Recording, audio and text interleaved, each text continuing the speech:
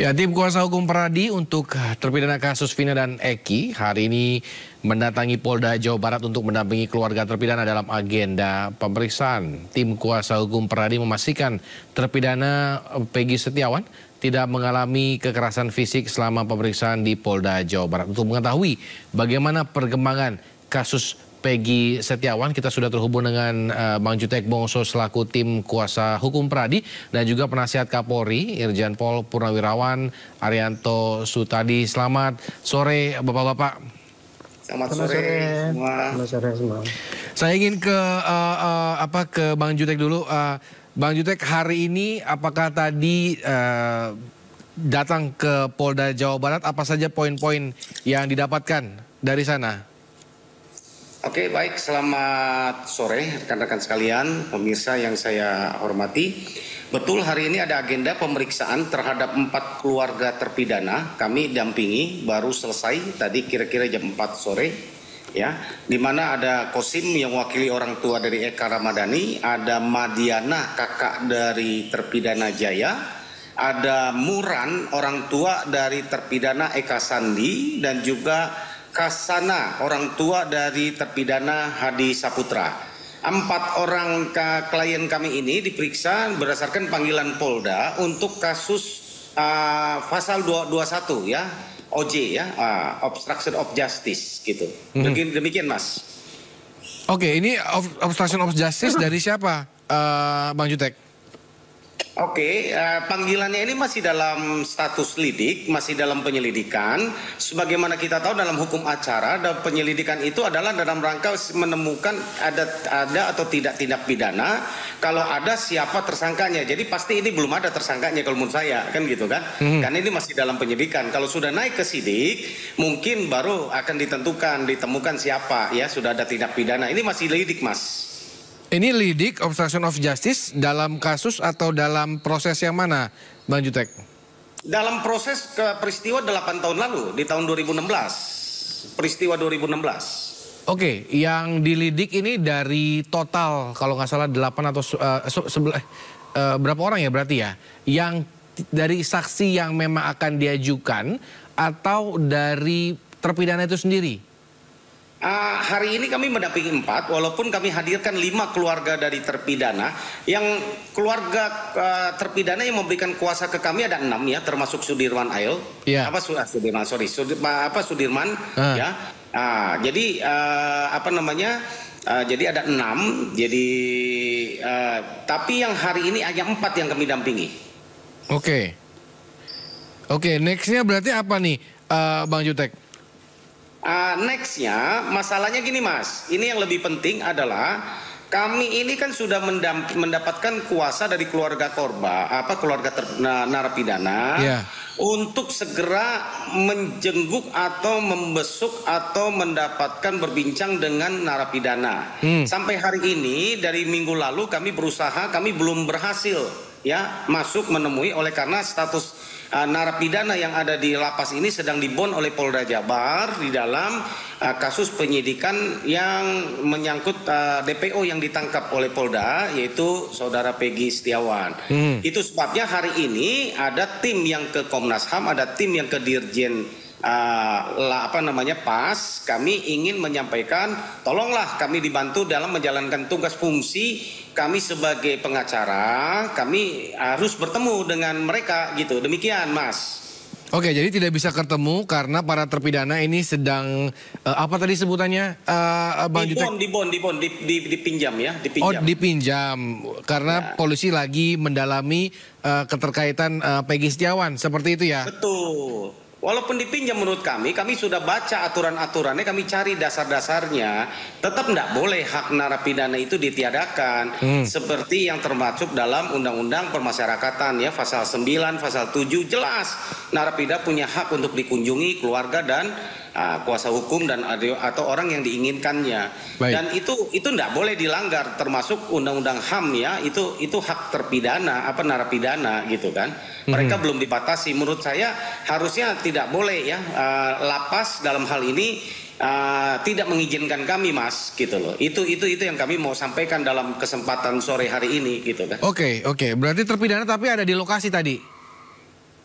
Terpidana kami cek, memang ada di lapas dan sewaktu-waktu ketika dibutuhkan penyidik baru dihadirkan ke penyidik gitu kan. Oke. Tahan dulu Bang Jutek. Pak Rianto, seperti apa Pak Rianto Anda melihat pergerakan pihak kepolisian dalam mengungkap pembunuh Vina dan Eki sebenarnya? Ya sekarang polisi kan melanjutkan penyidikan kepada Peggy itu ya.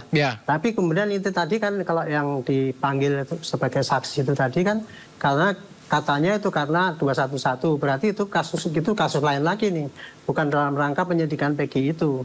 Ini pasti karena 211 itu kan perintangan penyidikan. Nah, itu penyelidikan ya masih ya, diduga ada perintangan penyelidikan. Nah, masalahnya adalah sekarang yang dianggap merintangi penyidikan ini siapa? Gitu. Ini kan mereka 5 itu kan hanya sebagai saksi. Saksi itu pasti akan ditanya apa yang dia ketahui tentang misalnya dugaan saya terlapor yang melakukan perintangan penyidikan pasti sudah ada. Gitu ya. Tapi ini dipanggil sebagai saksi untuk menanyakan apakah dia memang membenarkan apa tidak keterlibatan itu di dalam yang dilaporkan tadi itu ya. Apakah memang betul-betul melakukan perintangan penyidikan apa tidak gitu. Jadi ini tergantung dari siapa yang dilaporkan sebagai perintang penyidikan itu. Dan kemudian sekarang penyelidikan, saksi dipanggil itu, pasti dipanggilnya juga bukan pro justisia itu, paling cuma klarifikasi aja itu kayak itu. Nanti apabila memang memang ada kejahatan, barulah dimasukkan kepada penyidikan gitu. Oke, berarti tapi dengan peminjaman para terpidana sehingga tidak bisa ditemui oleh para kuasa hukum, padahal mereka kemungkinan besar masih berada di lapas. Bagaimana Pak Arianto? Itu kan kalau sudah terpidana itu kan polisi kan di luar kendali pada mereka itu, semua sepenuhnya pada Menkumham kan yang namanya juga orang pinahan. Polisi juga kalau minjem ya mesti izin ke dia, izin gitu. Nah, masalah ada itu mau dikunjungi apa enggak itu jelas kewenangan daripada lapas. Saya tidak tahu itu kenapa kok tidak boleh dikunjungi itu. Oke, berarti itu diskresi dari lapas ya, seperti itu ya, sepenuhnya kewenangan dan diskresi dari lapas. Baik. Pak Rianto melihat perkembangan kasus ini di mana para terpidana dan juga baik terpidana maupun saat ini yang lagi disangkakan Peggy Setiawan ingin mencoba melakukan upaya hukum dalam menggagalkan status mereka saat ini, itu bagaimana Pak Rianto melihatnya?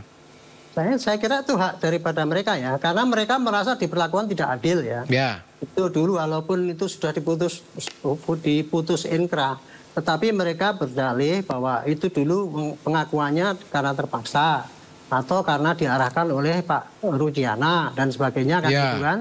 Sehingga dia merasa kok nggak bersalah kok kemudian dihukum. Nah, dia boleh melakukan upaya hukum. Nah, untuk menunjukkan bahwa penyidikan yang dulu itu tidak benar kan gitu kan. Makanya dia minta ada audit ulang dan sebagainya, itu hak dia.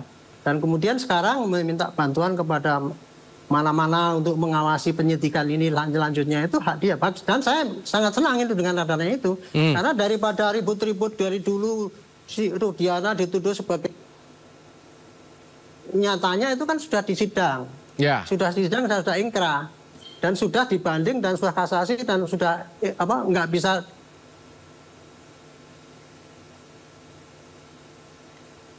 Pak Rianto audionya nampaknya ke-mute Pak Rianto. Jadi kalau untuk mengkoreksi putusan yang sudah ingkrah itu ya Pak ya, itu hanya satu-satunya dengan menunjukkan bukti-bukti baru yang menunjukkan bahwa dulu proses penyidikannya, proses penuntutannya, proses persidangannya nggak benar. Nah itu diajukan ke PK. Nah, mudah-mudahan nanti hakim mau meluluskan PK itu, maka mereka itu bisa terbebas dari hukuman yang dianggap yang tidak benar itu. Itu salah satunya jalan. Nah kalau untuk yang pra-peradilan ini, itu adalah karena sekarang polisi lagi nyidik Peggy kan, itu kan Peggy. Peggy jadi tersangka. Menurut penyidik sudah cukup alatnya, tapi menurut pengacaranya tadi bilang tidak cukup kan gitu. Nah makanya di pra-peradilan itu memang jalurnya kayak gitu. Dan kemudian sekarang tinggal besok ini pra-peradilan, lihat aja. Hakim kan cuma mengadilinya kan cuma gini lah. Hakim tunggal akan melihat oh ini yang ditangkap mengaku bahwa itu tidak benar karena tidak cukup bukti. Ya, dia mesti akan tanya penyidik, kamu sudah nangkap, sudah menentukan ini sebagai tersangka, mana buktinya awalnya, cukup apa tidak. Nah, itu tergantung dari hakim nanti menilainya itu. Apakah itu bukti cukup apa tidak. Kalau nggak cukup ya pasti dibilang nggak sah gitu. Tapi kalau cukup ya terus gitu. Itu saya kira menurut saya ini proses ini biasa, semua berjalan dengan baik gitu loh. Semua pada eager ingin mencari transparansi, dan polisi juga pasti akan berhati-hati ya untuk menghadapi ini, tidak gegabah lagi dengan cara yang sangat simpel ya cara membuktikannya itu. Pak Arianto, ini terkait dengan polisi sempat memeriksa Pak Rudiana, lalu juga Liga Akbar yang menarik BAP lamanya seperti itu dengan narasi ya bahwa waktu dulu diarahkan oleh Pak Rudiana seperti itu. Ini menurut Pak Arianto fenomena apa yang terjadi nih dalam kasus ini? Gini ya, Pak Rudiana diperiksa sebagai saksi ya. Sebagai saksi di Polda Jabar, saya tidak tahu ya itu saksi dalam rangka apa. Apakah ini saksi dalam rangka Peggy ini ya? Kalau saksi dalam rangka Peggy ini, karena dulu... Pak Arianto, ke-mute lagi Pak Arianto. Maaf, tahun 2016 itu ya, kan yang nangkep pertama kali kan Pak Rudi. Betul. Rudi kemudian serahkan kepada reserse. Nah, itu otomatis sekarang ya, karena itu masih dalam penyidikannya si Peggy, ya pasti si Pak Rudi itu harus ditanya dulu prosesnya gimana, bikin LP-nya gimana, kemudian nanti akan dicek kembali keterangan-keterangan di dalam LP pelaporan dia, pembuatan LP itu apakah masih valid apa tidak gitu, untuk dijadikan bukti awal untuk meneruskan penyidikan si Peggy ini gitu. Kalau dia dipanggil sebagai saksi di dalam kasus Peggy ini ya gitu ya. Nah kemudian kepada siapa tuh Akbar tadi ya. Karena dulu kan dia keterangannya begini, ngakunya dulu diarahkan oleh Pak Rudiana. Sekarang kok ternyata kan dia mencabut gitu ya. Pasti ini si Akbar juga akan diklarifikasi lagi sama oleh penyidik itu nantinya gitu. Baik. Selama ini Pak Rudi kemarin ketika mau dipanggil berusaha menghubungi si Akbar, dia pasti ingin klarifikasi gimana keterangan dia gitu. Kira-kira begitulah yang terjadi. Baik. Saya ingin ke Bang Jutek, terakhir Bang Jutek untuk sore hari ini. Bang Jutek, ini korelasinya tim Pradi dengan tim Peggy sendiri ini seperti apa? Lalu langkah konkret nanti dalam waktu dekat ini seperti apa persiapan dari para kawan-kawan di Pradi? Oke, Mas. Jadi kami belum berkoordinasi ya dengan tim Peggy, tapi dalam waktu dekat kami mungkin rasa kita perlu akan berkomunikasi karena ini satu kesatuan kasus yang tidak terpisahkan ya. Apa yang disampaikan oleh Pak Arianto tadi itu hanya baru sebagian kecil dari prosedur yang kita rasa ya perlu diluruskan di tahun 2016 lalu. Itu menjadi novum kami. Banyak keanehan-keanehan lain yang tidak di dalam pertimbangan, itu yang kami masukkan dalam rangka kami menyusun novum. Betul, saat ini suka tidak suka, senang tidak senang, ini produk hukum. Mereka ini sudah diputus, sudah inkrah menjadi terpidana hukuman seumur hidup. Tentu untuk merubah itu kita tidak bisa mengatakan ini salah itu salah, tapi harus lewat prosedur hukum, yaitu lewat jalur PK. Itu sebabnya kami lagi mengumpulkan novum ya, bukti-bukti baru yang belum dipertimbangkan waktu tahun 2016 silam ya. Banyak hal Mas, kejanggalan-kejanggalan ya, kalau kami cerita ini panjang ini. Salah satu hal yang sangat krusial ya. Contoh waktu di TKP tanggal 27 Agustus 2016 itu sudah dinyatakan kecelakaan tunggal, sudah diolah TKP oleh Polsek. Ya kan, dan nggak mungkin akan dinyatakan kecelakaan tunggal. Pak Arianto tahulah bagaimana di polisi ya, kalau ada luka tusuk pas saat itu Pak, kan gitu kan. Baik, Bang Jutek. Di dalam dakwaan, di dalam itu dikatakan itu meninggalnya itu karena luka tusuk. Itu satu saja menurut kami aneh gitu kan. Baik. Gitu loh. Itu satu yang harus kita samakan dulu. Bang Jutek boleh terakhir Bang Jutek, karena waktu juga kita sangat terbatas. Terakhir siap untuk melakukan PK kalau nggak salah minggu depan ya. Bukan minggu depan ya, kami lagi mengumpulkan, makanya kami lagi mau ketemu lah dengan terpidana, itu dulu kami mau diskusi panjang lebar. Ini kan kami kumpulkan bukti baru dari luar, kita belum ketemu dengan terpidana.